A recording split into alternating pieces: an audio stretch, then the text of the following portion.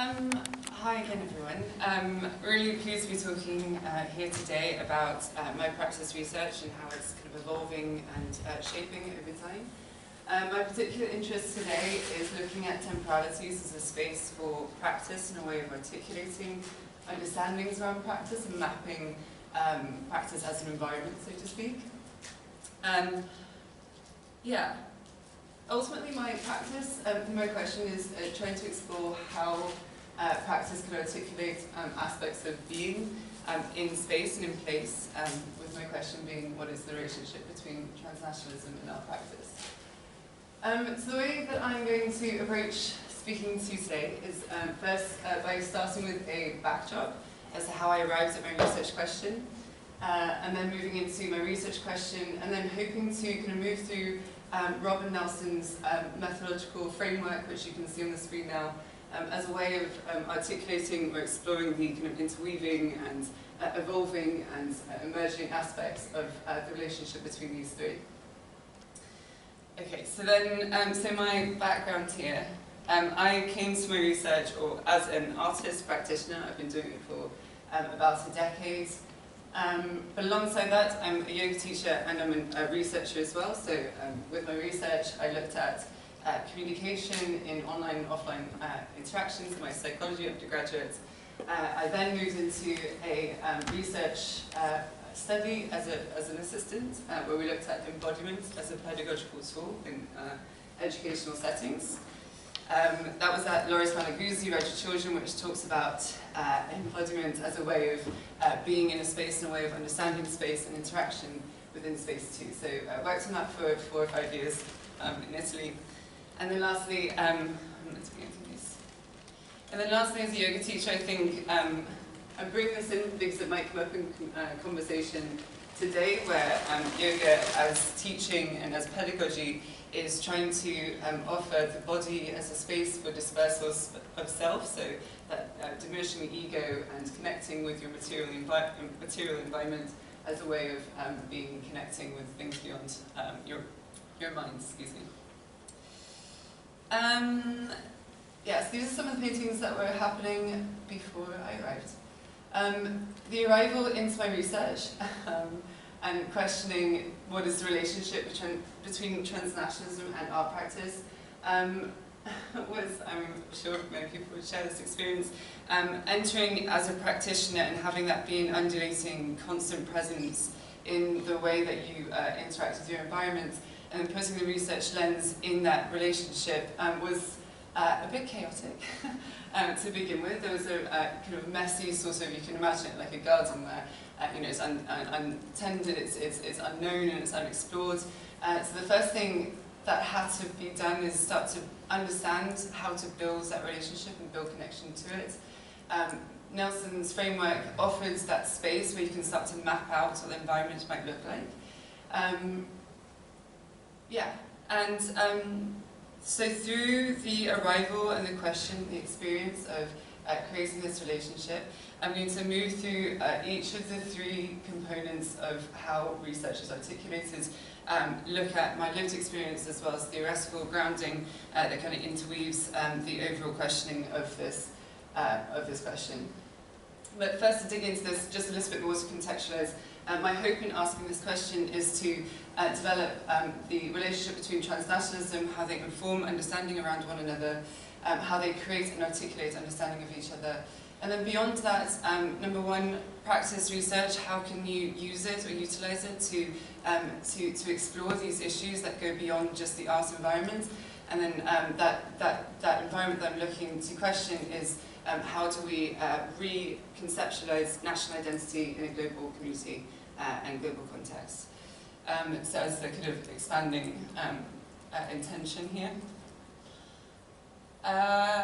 Okay, I'm kind of going at the will of this presentation dynamic. So to talk about the taxonologies, I will articulate as this kind of moves through through its video. The taxonologies that I arrived with in my art practice were largely, and this is with hindsight and with the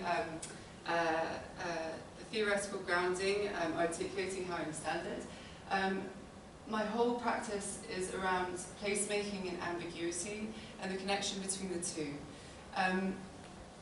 Within the painting, the material space of painting, there's a constant negotiation that's happening with the re-territorializing versus deterritorializing, the sense of safety or belonging or connection or understanding to the environment that is being brought out through the material articulations of colour, mark making, and then inevitably we'll get to the sort of theoretical framings that move within and among how I understand the painting as it evolves. Yeah, instances of this over the course of my painting sort of profession. I've got quite an obsession in the theme of this, so looked at exhibitions called meandering or meandering, any time of day, the phases of the moon, so they're all about this evolving nature coming back to and moving within. So then when talking about, I'm going to move, so when talking about the embodied or tacit knowledges of transnationalism, and I will refer to the theoretical framing because I think the literature does it justice in articulating exactly what transnationalism is.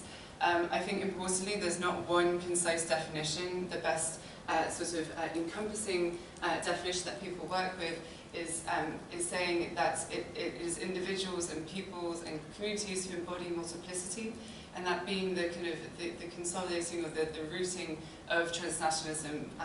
But beyond that, obviously, that's such a wide definition, right? There's so many intersections that allow this to sort of transcend the understanding of just multiplicity. You've got the reason for why people are in, why they have moved, why they have multiplicity, in the ways in which they embody themselves within the multiplicity, within the environment they're in versus the place they've moved outside of. Yeah, so then continuing that, the main thing with the transnationalism through the literature is saying that actually in betweenness and processes of adaptation and processes of rooting as being one of the defining qualities of how you describe and explore transnationalism as an experience and as a people. More theoretical framing, I'll try not to tangent here. There's so much within the theory that kind of that has brought me into temporalities in the first place as a way of mapping transnationalism and practice research and art practice and what contributes to the practice. But just a quick synopsis, when one of the first steps I did actually coming to the research in that chaos and in that mess was try to define what exactly I was working with in the terms transnationalism and art. I've already explained some of the fields that transnationalism speaks towards. I suppose the main thing that binds the fields is talking about lived experience as the way of identifying this group. And then interestingly, and within my own questioning, okay, what is this liminal space that transnationals belong to between one environment and another, multiplicity not meaning binary, but a sense of nothingness and nowhere and everywhere at the same time. So I was asking, okay, what are these nations? What is a nation that we can and don't feel belonging to? And that allowed me to arrive at Benedict Anderson, who talks about the rise in nationalism and the conceptualization of nationality. He talks about, this might be a tangent, but he talks about the kind of evolution and the capacity to think of a nation as a continuity or a social term that people understand. He talks about the change in the way that people perceive time happening around the Renaissance when patrons were asking or commissioning artists to depict themselves in religious scenes the artists used the clothing of the community, the produce of the community. They were using the setting of the community, and that enables the community, when the art was displayed as an object, to perceive themselves as one of a particular unit versus another unit elsewhere. Right? So that started to create this chronology, as Anderson talks about, of a nation being a sequence of events existing on a linear narrative within a chronology of events that enabled us to be a collective being, all sharing the same collective history. And then equally, when I'm defining art practice, somehow temporalities seems the more natural space to go. Henry Bergson talks about duration. He was the person who coined this term, but has been talked about through different avenues, such as Alfred Schutz and Deleuze as well, where we're talking about duration as the field in which difference lives and plays itself out. Difference being that the environment where you can reimagine or re-territorialize notions of understanding as they exist already. And the unmeasurable continuity, this in my kind of understanding art and the material engagement with your environment is this durée. There's an essence of being with your material that is pre-reflection, and for that the kind of the expansion of self into your material world is an absolutely essential way of understanding art practice. Yeah, and just to kind of expand beyond just the specific kind of defining of these two aspects and trying to understand the relationship between this non-linear readings of history being embedded in multiple sort of praxis and theoretical framings, feminist and queer temporalities in particular, looking at the non-linear readings of history. How do we understand a narrative that isn't based within a line of progression, let's say? And then new materialism, and Barad, who's a massive thinker in new materialism, noting that materiality and temporality are inextricably linked. Let's see.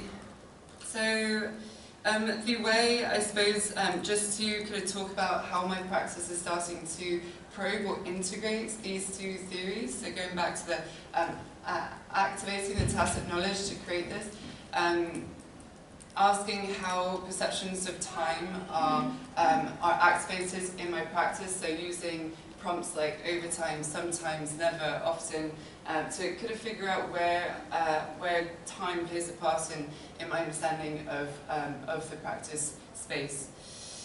But then moving into kind of the main thoughts, I think, again, moving back to the kind of chaos and creating stability or like a structure, I guess, within the relationship building. I think one of the main things that I came with is the more traditional academic context, which look at a start of a project, the enacting the project, finishing the project, and then reflecting as an after fact. But in practice-based methodologies, it is a constant relationship between these three parts. So you're looking at your tacit knowledges, you're using a theoretical framework to produce knowledges around tacticity, and then the critical reflection is the constant interaction with all three of these that enable this kind of continual interweaving, emerging understanding around the particular question that you might be asking. So that kind of, this temporality, I think there's no mistake that it's moving into the way and the tools that I'm using for the methodological approach. Manning and Massumi talk about organising for emergence. Hi. Organising for emergence, where they, in this book, Thoughts in the Act, offer their understandings on how to, I mean, in this particular context, they were interested in how a conference can be structured to enable emergences to happen, and not kind of sticking to a lot of timeline of events and kind of working with that as a experiment, let's say. But in the practice realm that I'm within, how do I organise my research and my investigations to enable for emergence and understanding around my question. There's a number of ways. I'll go through some of them. First one is just like a decision being made about how I approach my research, and I think this is where the kind of pedagogy of yoga starts to bleed in a nice way, whereby the structure, I was full-time when I came in, and the structure full-time was this like sprint to the finish feeling where you're I kind of imagine like if you're swimming in a space, it's the freestyle kind of swimming that you're going through that disables the capacity to come back to the tempo that actually your practice is within. Your practice is undulating, it's present, and moving to part-time is a way of expanding and allowing those interactions to arise and be sort of acknowledged as components and as tools within the research space. And then the way that I'm recording the emergences and the interactions over time. I've already mentioned the probing through thematic arising, so looking at how the theory can infiltrate the tacit knowledges. The way that I'm recording the process within different temporalities. So you've got duration, you saw a video earlier. This is a practice I've been doing since the beginning of my research, where I record my practice in session and do that over a period of time, and then talk about things that are arising over that period of time. So I have this encapsulating of things that matter within the condition of that temporality and what I'm thinking about through my research, which I'll talk about in a second with a little bit more depth, and that allows me to track what happens as resonances. What are the themes that are absolutely essential in how I understand the question I'm asking? It allows me to extract and decode the instances that are short-lived and more, in a moment that have nurtured the kind of pathway back to the resonance of the question, but still, though they're not important, have an important way of redirecting or rerouting. A specific instance of this, for example, is the way in which kind of experience, which I'm getting to, is a way of mapping the interactions that happen beyond the immediate research space. Inevitably, the way that practice resources from the environments, the way you disperse yourself in your experience, is the kind of material of the tacit way of painting. And so when I'm looking at belonging and non-belonging and connection to place-making, insider-outsider relationships, coming back from a trip where I was very much a tourist, I painted through that experience, and that articulated, okay, that was the moment in time, and it actually doesn't matter for the long-term questioning of my project, but enabling kind of the articulation, okay, what is a tourist versus what is not a tourist, and where is a transnational fit on that spectrum of belonging, let's say, has allowed for more understanding about where transnationality in art practice and the connection between the two. 3 minutes. 3 minutes, got it, okay. So I'm bringing co-contributors into the process. I met with them, one of them yesterday, and this for me is an important practice to enable the liminal space of transnationality to be a communal space, which it very much is. I think so much nationalities are considered collectives, and the transnational is an isolated being, and that's just not the case. There are many people who exist between multiple identities in a national context. And giving our relationship time to evolve, so working with them over 18 months to 2 years, the co-contributors have kind of reflected on that being a space for possibility rather than a space of constriction and sort of compression of what could be very rich in ideas. 3 minutes.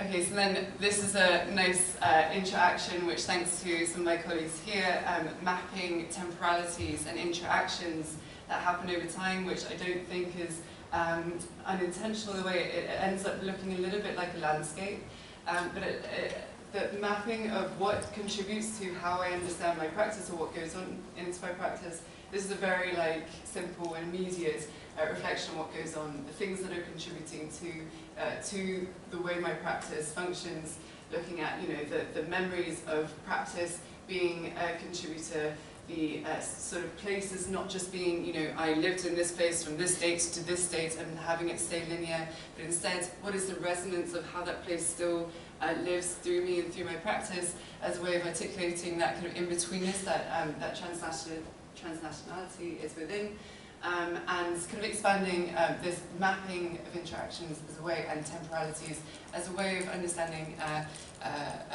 the process of the practice. And then very briefly, just to talk about the reflections and where it goes on and continues, bringing back this methodology and how it translates back into the tacit and theoretical realms is that conversation that I'm within, and there's lots of possibility that I won't go in now because I'm running out of time. Using temporality as a pedagogical tool, I guess I'm interested in bringing this up very briefly. The temporalities and understanding what you're trying to offer to the people that you're engaging with, the community that you're engaging with, and allowing the kind of offering to be not just a lesson plan that you kind of structure from start to finish, but instead you say, these are the themes that I want them to move away with, the conversations that we have kind of builds this kind of network of understanding that exists beyond the constriction of time that we have within modules, say, or one class, say, in my context at least. So mapping the temporal kind of ways you want to offer your knowledges as an alternative kind of mode of planning, let's say. And I'll stop there because time. Yeah.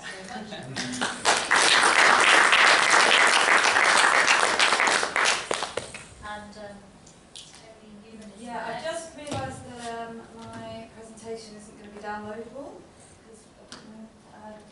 Let's try it.